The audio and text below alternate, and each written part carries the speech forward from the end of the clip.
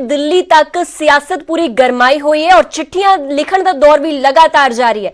लोक इंसाफ पार्टी के प्रधान सिमरजीत बैंस ने मुख्यमंत्री ਨੂੰ एक चिट्ठी लिखी।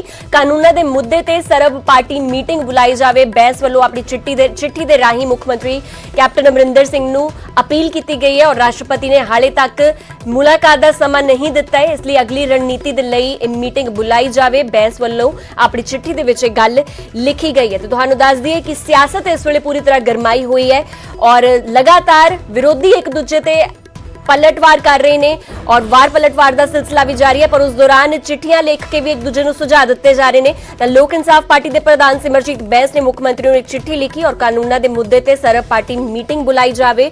राष्ट्रपति के नाल हाले तक नहीं, राष्ट्रपति ने हाले तक मुलाकात का समा नहीं दिता, इसलिए अगली रणनीति की होगी उस बारे भी पूरी चर्चा ऑल पार्टी मीटिंग के विच की जा सकती है। तो बैंस वालों एक सुझाव कैप्टन अमरिंदर सिंह को चिट्ठी के राही दिता गया है।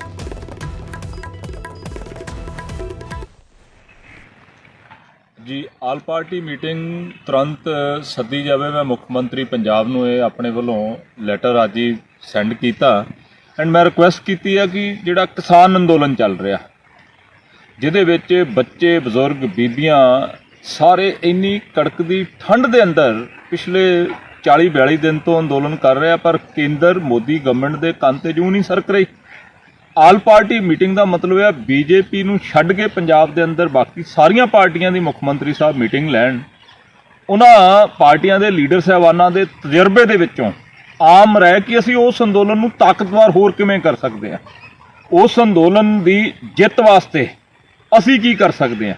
सो इस वास्ते मैं जिहड़ा आल पार्टी मीटिंग तुरंत सदन वास्ते मुख्यमंत्री नूं चिट्ठी लिखी। उधर सीएम कैप्टन अमरिंदर सिंह ते आम आदमी पार्टी भी हमलावर हुई है। कैप्टन नूं मुड़ तो भाजपा का एजेंट दस्सिया गया। बीजेपी के एजेंट वजों काम कर रहे हैं कैप्टन। राघव चड्ढा वालों यह गल कही गई कि सीधे भाजपा ही क्यों नहीं ज्वाइन कर लेंदे कैप्टन अमरिंदर सिंह। आम आदमी पार्टी ने कैप्टन अमरिंदर सिंह ਨੂੰ चैलेंज किया है कि वो बीजेपी ज्वाइन कर लैन। सर तुसी आम आदमी पार्टी वालों कैप्टन अमरिंदर सिंह ਨੂੰ एक चैलेंज दिता है कि तुसी बीजेपी ज्वाइन कर लैन, क्यों लगता है कि कैप्टन अमरिंदर सिंह बीजेपी च जान? पहले दिन से मानयोग मुख्यमंत्री साहब कैप्टन साहब भाजपा के इशारे पे काम कर रहे हैं। सबसे पहले वो ये 3 काले कानूनों को बनाने वाली कमेटी का सदस्य होते हुए अपनी हामी भरते हैं। उसके बाद लगातार सारे ऐसे काम करते हैं। पहले कहते हैं ऑल पार्टी मीटिंग बुलाऊंगा, ऑल पार्टी मीटिंग नहीं बुलाते। राष्ट्रपति से समय लेते हैं, प्रधानमंत्री जिसके हाथ में ये कानून वापस लेना उससे समय नहीं लेते हैं। दिल्ली जाकर अमित शाह से मिलते हैं, अपनी कांग्रेस अध्यक्षा सोनिया गांधी से नहीं मिलते, किसानों से नहीं मिलते। मीटिंग से निकलकर कहते हैं कि ये 3 काले कानूनों पे मैंने अमित शाह जी से कोई बात नहीं करी, मैं तो सुरक्षा के विषय पे बात करने गया था कि इंटरनल सिक्योरिटी हमारी ठीक है कि नहीं है। उसके बाद इनके मंत्री भारत भूषण आशु कहते हैं कि ये 3 काले कानून लागू हो गए। 3 काले कानूनों को चोर दरवाजे से पंजाब में लागू कर दिया गया है। और आज जो सबूत आए हैं वो तो बहुत ही परेशान करने वाले हैं कि जहां एसजीपीसी ने 400वें प्रकाश पर्व पे प्रधानमंत्री को बुलाने से मना कर दिया, मोदी जी को बुलाने से मना कर दिया, जिस व्यक्ति से पंजाब का बच्चा नफरत करता है, उस प्रधानमंत्री को इस कार्यक्रम में बुलाने के लिए कैप्टन साहब कह रहे हैं, कांग्रेस पार्टी कह रही है कि 400वें प्रकाश पर्व पे मोदी को बुलाओ। अरे भाई, मोदी ने तो ये 3 काले कानून लाके पंजाब को बर्बाद कर दिया, देश को बर्बाद कर दिया। बच्चा नफरत करता है। तो ये साफ हो गया है कि पुत्र मोह से परेशान होकर, बीमार होकर आज अपने बेटे को बचाने के लिए कैप्टन साहब बीजेपी के एजेंट के रूप में काम कर रहे हैं। मेरी उनको हिदायत बस इतनी सी है कि आप फॉर्मली ज्वाइन कर लो बीजेपी। फॉर्मली ज्वाइन कर लोगे बीजेपी तो खुल के काम कर पाओगे बीजेपी के लिए। ऐसे आरोप हम जैसे लगा रहे हैं आप पे नहीं लगेंगे। और जो केस कूस चल रहे हैं ईडी में, सीबीआई में, फलाने में, डिमकाने में, वो भी वापस हो जाएंगे। सर अगला सवाल, पंजाब में बात चल रही है कि कानून लागू है नहीं है, कैप्टन साहब बोल रहे हैं कि नहीं लागू है। अगर मैं आपसे पूछूं कि दिल्ली में ये कानून लागू है या नहीं, तो आपका क्या जवाब है? यस और नो में अगर मैं आपसे पूछना चाहूँ। इसका जवाब यस और नो में केंद्र सरकार दे सकती है, क्योंकि ये केंद्र सरकार लागू करती है और केंद्र सरकार के हाथ में है कि केंद्र के कानून को लागू करना है कि नहीं लागू करना है। जैसे इनकम टैक्स एक्ट है, कंपनीज एक्ट है, ये तो केंद्र के कानून है।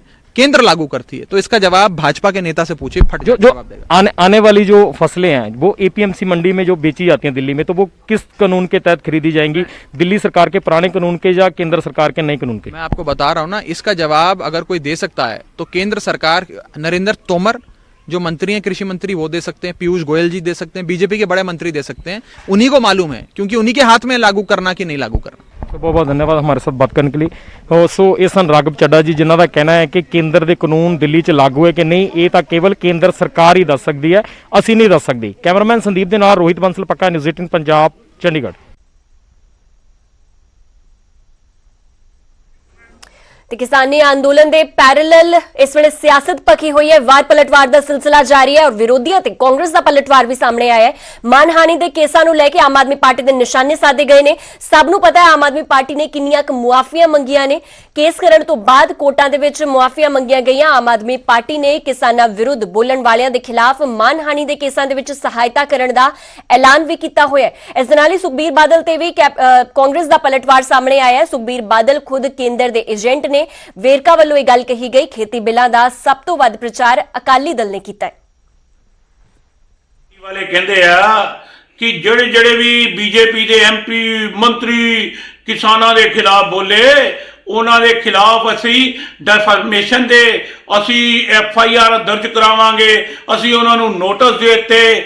ਲੇਕਿਨ ਭਾਈ ਇਹ ਸਾਰੇ ਲੋਕ ਜਾਣਦੇ ਆ ਬਈ ਕਿੰਨੀ ਵਾਰੀ ਤੁਸੀਂ ਨੋਟਿਸ ਦਿੱਤੇ, ਕਿੰਨੀ ਵਾਰੀ ਤੁਸੀਂ ਕੇਸ ਕੀਤੇ ਤੇ ਕਿੰਨੀ ਵਾਰੀ ਕੇਜਰੀਵਾਲ ਨੇ ਮਾਫੀਆਂ ਮੰਗੀਆਂ ਤੇ ਕੋਰਟ 'ਚ ਮਾਫੀਨਾਮਾ ਦੇ ਕੇ ਤੁਸੀਂ ਭੱਜ ਕੇ ਆਏ। ਤੁਹਾਡੇ ਸਾਰੇ ਮੰਤਰੀ ਆਮ ਆਦਮੀ ਪਾਰਟੀ ਦੇ ਨੇਤਾਵਾਂ ਨੇ ਕੋਰਟਾਂ 'ਚ ਜਾ ਕੇ ਮਾਫੀਆਂ ਮੰਗੀਆਂ ਹੋਈਆਂ ਤੇ ਤੁਹਾਡਾ ਕੋਈ ਸਟੈਂਡ ਨਹੀਂ। ਭਾਈ ਸਾਈਕਲ ਦਾ ਕੋਈ ਸਟੈਂਡ ਹੁੰਦਾ, ਆਮ ਆਦਮੀ ਪਾਰਟੀ ਵਾਲਿਓ ਕੇਜਰੀਵਾਲ ਸਾਹਿਬ ਦਾ ਕੋਈ ਸਟੈਂਡ ਨਹੀਂ ਜੇ। ਇਹ ਕੇਜਰੀਵਾਲ ਸਾਹਿਬ ਝੂਠਾ ਬੰਦਾ। ਸੁਖਬੀਰ ਬਾਦਲ ਘਬਰਾਇਆ ਫਿਰਦਾ ਹੀ, ਆ ਡਰਿਆ ਫਿਰਦਾ ਹੀ।